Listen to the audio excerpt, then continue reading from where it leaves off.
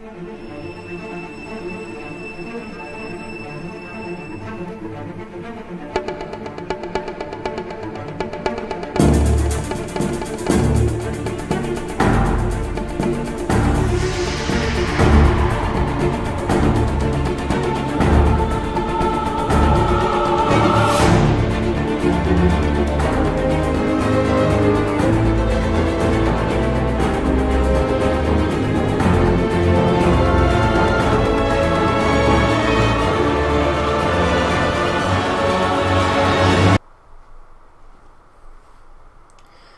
am so high.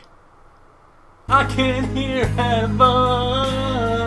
Hello, ladies and gentlemen, and welcome back to Comics Are Weird, my series I do on this channel where I talk about weird comics. What else is there to call, you know? Because last time we talked about Batman saving Christmas from a Tibetan monk, and before that, how he couldn't tell the difference between Robin and Robin with a rubber mask on his head. But you know what's coming out right now in theaters? That's right, Spider-Man Far From Home. And if I want to be a proper YouTuber and talk about things that are relevant, I gotta make a Spider-Man video. Last time I tried to do something like this was the X-Men video, and that didn't go well. So you might be saying, Radix, Spider-Man, he's a beloved character. How weird could he possibly get? Well, Spider-Man's gotten fairly weird over the years. There was that time where he had multiple limbs. There was that time he became a zombie and ate everything he loved. But in Sensational Spider-Man number 40,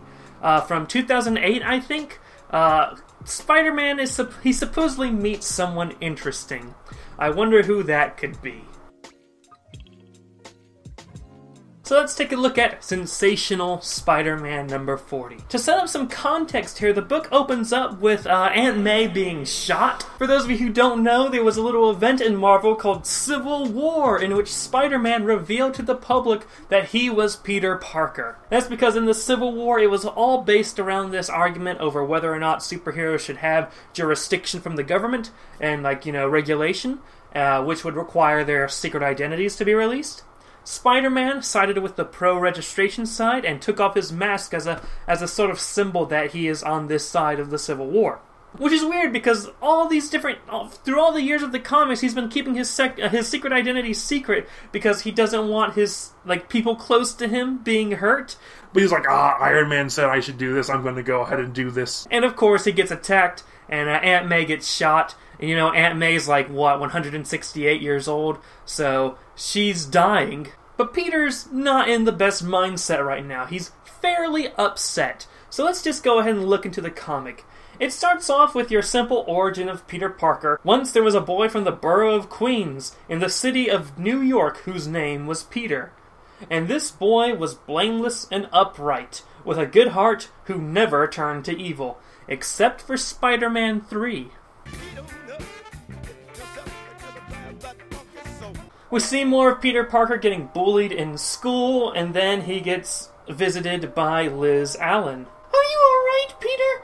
That Flash is such a dolt! Here, let me help you up!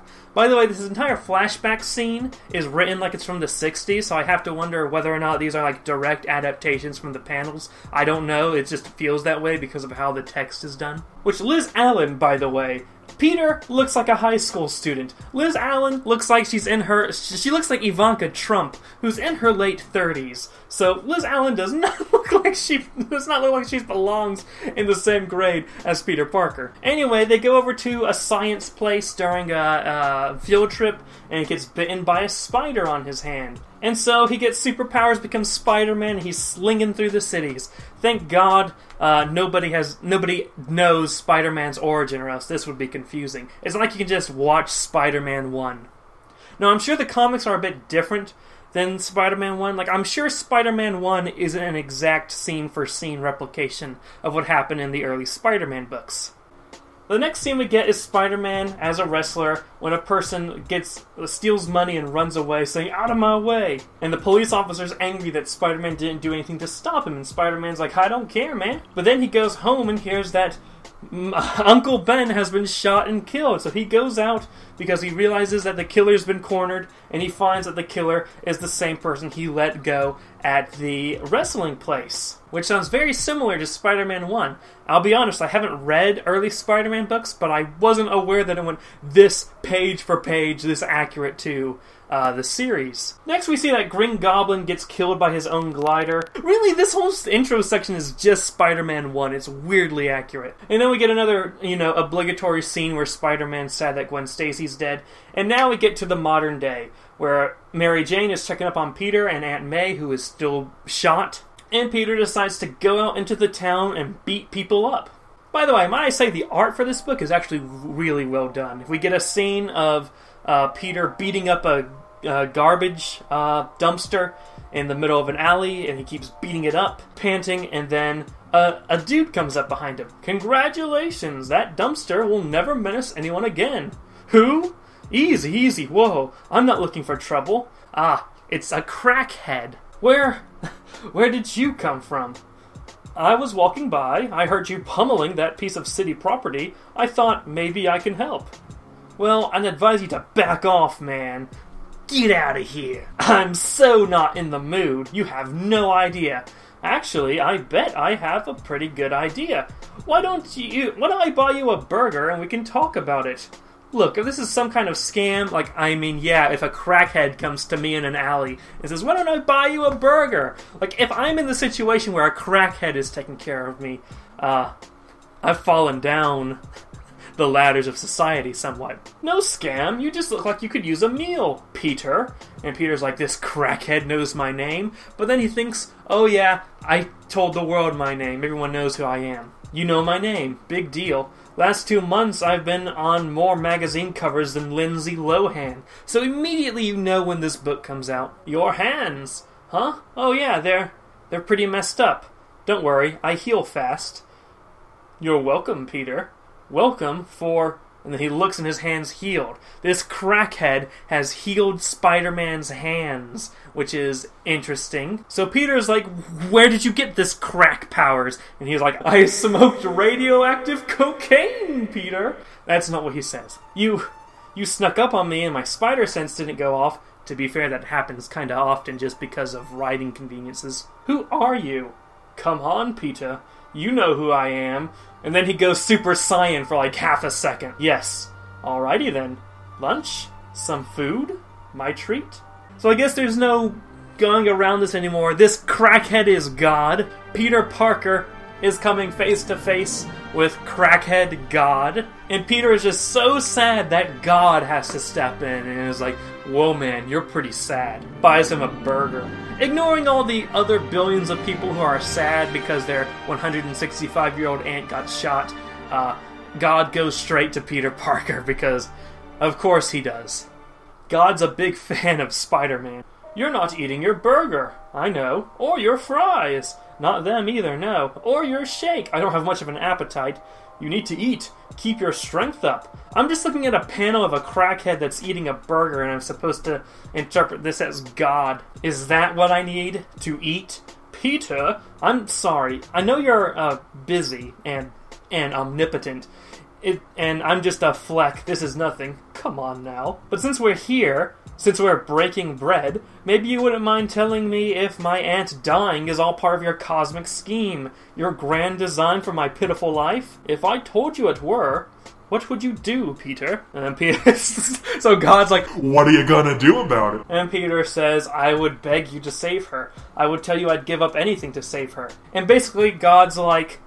So weird I'm talking about. And basically God's like, okay, you're even willing to give up being Spider-Man to save your aunt. But, I want to show you something. So he takes Peter to a beach that Peter used to go when he was a kid. And then, they have this whole philosophical conversation. And basically God's saying things happen because they happen. And then God shows Peter this beach full of people. And God's like, these are all the people you've rescued in your life. Or a portion of the people you've rescued in your life. And the beach is filled with people, all wearing brown pants and white shirts.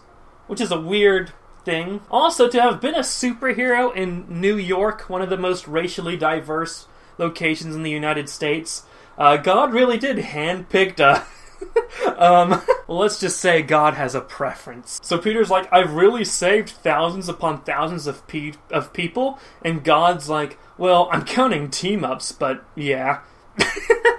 So God's like, this is all of them, but I'm counting all these. I'm counting Avengers issue number 75 when you pop. God is the largest comic fan. So they continue to walk on the beach, and I'm reminded of the footprints in the sand type thing, where there's two people, one of them is God, one of them's another guy, and they're walking down a beach, and the dude's like, I've noticed that we've been walking this whole time, but sometimes there's only like one set of footprints, and God's like, that's when I had to carry you, and stuff like that. And I remember this from an anime called H2O, Footprints in the Sand. So maybe that's what they're trying to allude to in this book. Granted, it probably shows up somewhere else besides that one anime. It might be like an actual saying, or it might be in like the Bible, but my only frame of reference is the anime H2O, Footprints in the Sand. Good show, by the way. Check it out. So God pretty much tells Peter that things happen for a reason, and that it's very vague, and that basically you will never understand. He just tells Peter to have faith. Just ultimately believe in yourself, believe things happen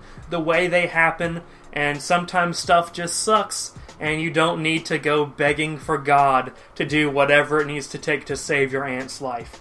And he goes, and then Peter exists back in his old alleyway.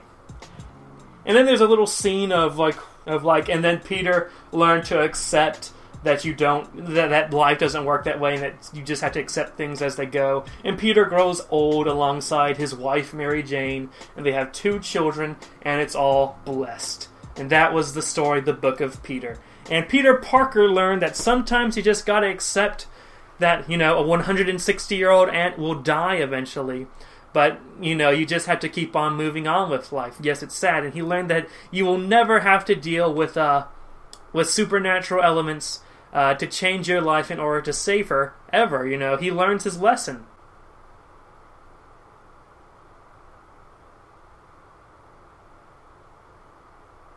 The next story arc, mind you, is One More Day. The next story arc is literally the story arc where Peter goes up to Mephisto, to Satan, and says, hey, yo, man, can we get rid of my marriage with Mary Jane so Aunt May can survive? One of the most hated comics in all the Spider-Man franchise happens immediately after the issue where Spider-Man meets God. And God says, I could save your aunt, but I shouldn't. You need to accept that this is how life is. And Peter's like, okay, God, thanks for telling me to have faith. God visited you, Spider-Man. That's more than most people can say. And still, you just ignored what he said. Went right into right into One More Day.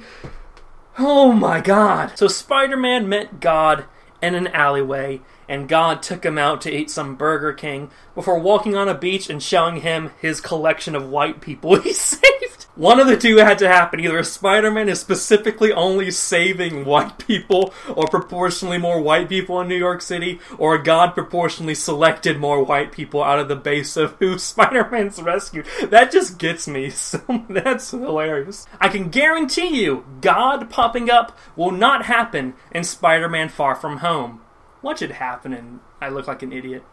And that, ladies and gentlemen, was Comics Are Weird. Let me know if there's any other particularly weird comic stories you want me to cover. What do you think of the story? Let me know in the description, in the comments below. I make all sorts of content on this channel, so feel free to subscribe, click around, see if there's something you like. Follow me for Twitter. Follow me on Twitter for updates regarding the channel. I also tweet a lot of memes. Speaking of memes, my Instagram is a living meme in itself. My Discord server, link is in the description if you want to chill with me and some other content creators I work with. We also have a meme channel there. Do you sense a theme of memes? Go subscribe over to the Lazy Koalas, where I'm with my group of friends and we do a podcast together. It's pretty funny. I'm going to put in a clip. I picked up my phone just a few hours ago and saw that hashtag Fursuit Friday was trending. Oh, no! Hell yeah. This is trending on, like, the one of the largest social media platforms in the country. Oh, God, why? And, like, it was right above, it had less tweets, but it was listed above a news article about, Trump pulling out from starting war with Iran at the last minute. And I'm like, why is this right beside... Like, normally I'm against war. I'm against the death of society. But if Fursuit Friday's trending, drop the bombs! So don't forget to subscribe to that. Link is in the description. And with all that out of the way, thank you guys so much for watching. And have a great day, ladies and gentlemen.